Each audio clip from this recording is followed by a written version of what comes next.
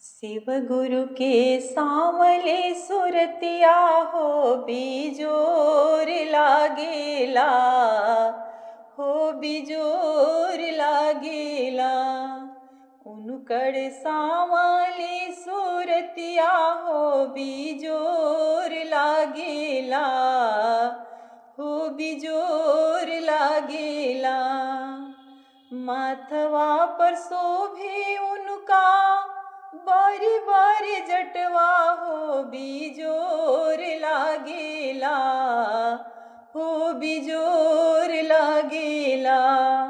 ओमे बाहे गंगा धरवा हो बिजोर लागेला, हो बिजोर लागेला। उनकर सामली सुरतिया हो बिजोर लागेला, हो बिजोर लागेला।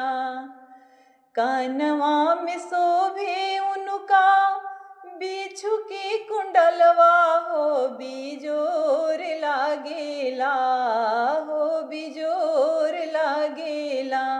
उनकर नागावा के हरवा हो बिजोर लागेला, हो बिजोर लागेला।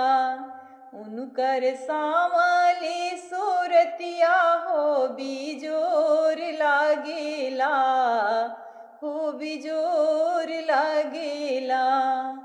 हाथवा में शोभा तारे त्रिशूल डमरुआ हो बिजोर लागेला, हो बिजोर लागेला।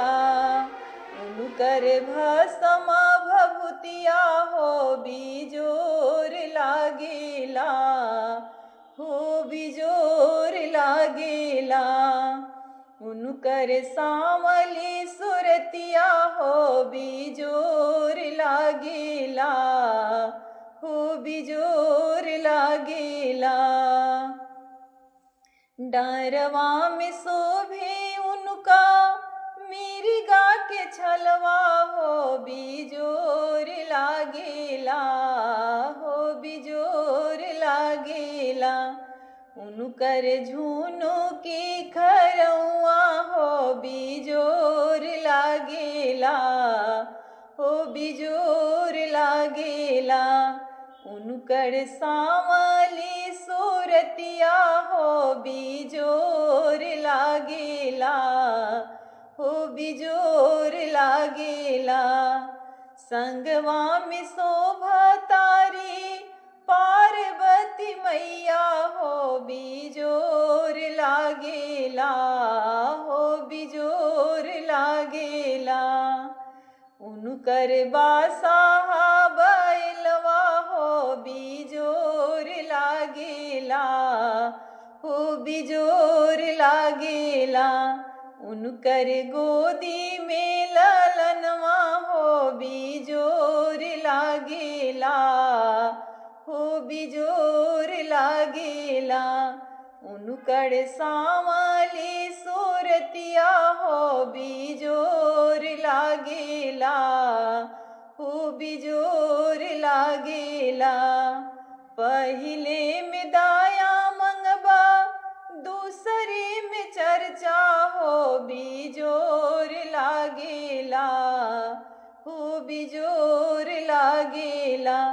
उनकर नमः शिवाय पर नमवा हो बिजोर लागेला, हो बिजोर लागेला। उनकर सामली सूरतिया हो बिजोर लागेला, हो बिजोर लागेला।